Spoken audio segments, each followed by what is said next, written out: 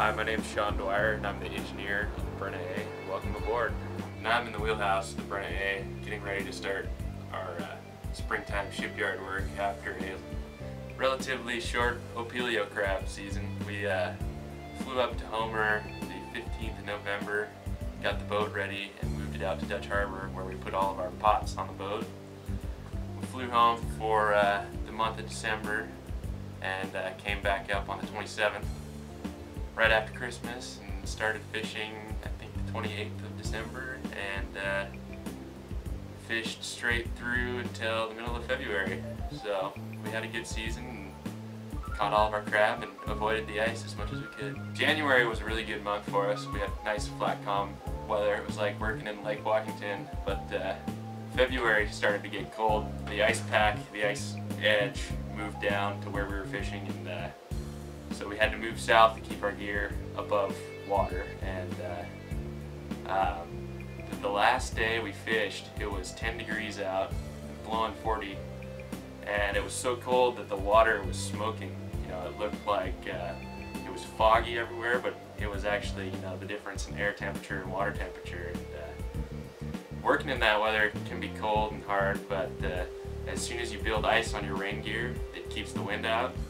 And you know, once you build that layer of ice on your body, then you're good to go. On the Jennifer A this season, we had just under 1 million pounds to catch, and we did that using 130 6.5 foot by 6.5 foot crab pots, and we can pack about 150,000 pounds of snow crab or opilio on the boat, and that was about I think we made 6 trips in and out of town. So driving the Brenna A is actually pretty easy. We've got a jog stick for steering at low speeds, and then when we're cruising we put it on autopilot, and we've got a dodging stick if we can, you know, we have to dodge a log or another boat when we're on autopilot. But as far as steering, that's all we've got, and some Mathers throttles to control the engines, and that gets us from point A to point B. We still use and know how to use our paper charts here on the boats. We use a computer mainly for navigation with either Nobletech or ECC Globe, but sometimes those fail us. Like last year, going through Falls Pass, our computer died, so we had to run the cans and find the sea buoy, all without our computers, just using outdated paper charts.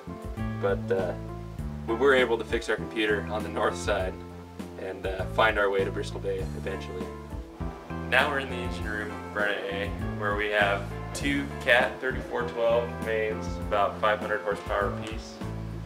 Our generators are Cat 3406s and 190 kW and 210 kW with 480.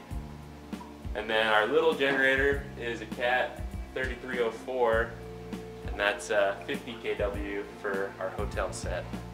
On the Brenna A we've got 7 fuel tanks, 3 on each side, port and starboard, working our way to the stern, and then 1 here in the center on the stern. And when we're working, we normally take fuel out of you know, a port tank and a starboard tank, and we'll do that 3 or 4 times a day depending on how much time is allowed for transfer. And we move it all back into our day tank, which is the tank that our engines run off of. And we centrifuge all our fuel into the day tank and polish our fuel while it's in the day tank with the centrifuge. And